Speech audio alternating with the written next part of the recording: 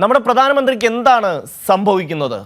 അദ്ദേഹം പറയുന്ന കാര്യങ്ങളെക്കുറിച്ച് അദ്ദേഹം തന്നെ ഒന്ന് ഓർത്തു നോക്കിയാൽ പറയുന്ന കാര്യങ്ങളിൽ വല്ലാത്ത വൈവിധ്യം ഒക്കെ നമുക്ക് കാണാൻ കഴിയും.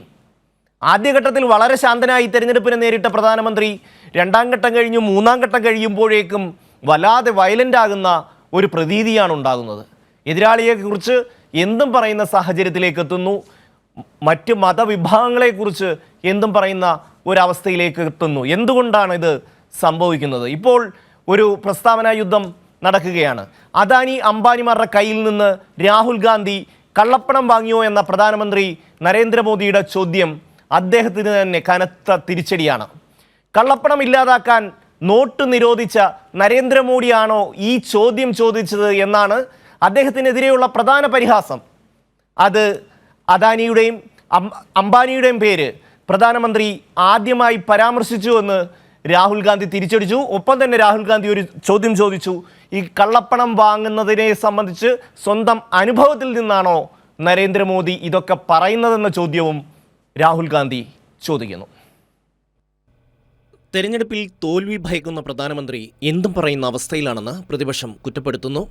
വ്യവസായികളായ അദാനിക്കും അംബാനിക്കുമെതിരെ നിരന്തരം ആരോപണമുന്നയിച്ചിരുന്ന രാഹുൽ ഗാന്ധി തെരഞ്ഞെടുപ്പ് പ്രഖ്യാപിച്ച ശേഷം മൗനം പാലിക്കുന്നത് എന്തുകൊണ്ടാണെന്നായിരുന്നു പ്രധാനമന്ത്രി നരേന്ദ്രമോദിയുടെ ചോദ്യം.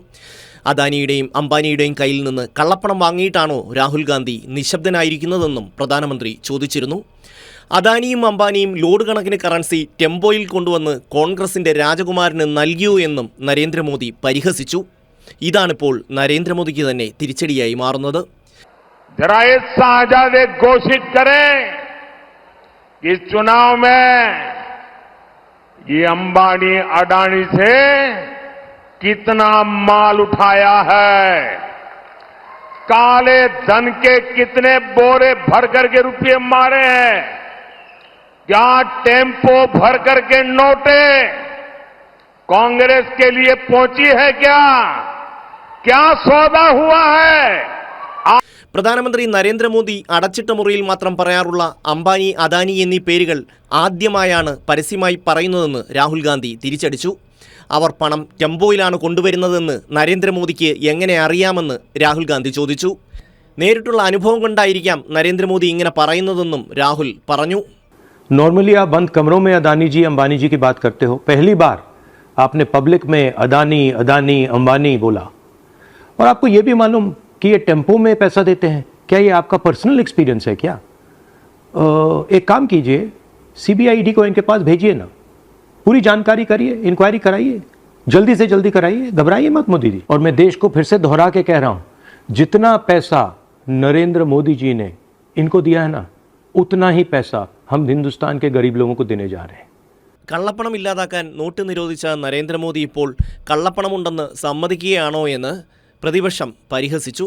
പ്രിയങ്ക ഗാന്ധിയും വിഷയത്തിൽ പ്രതികരിച്ചു.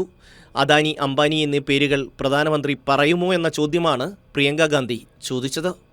പ്രധാനമന്ത്രിയുടെ പ്രസ്താവനയെ പരിഹസിച്ച് ജോൺ ബ്രിട്ടാസ് എംപിയും രംഗത്തു വന്നു.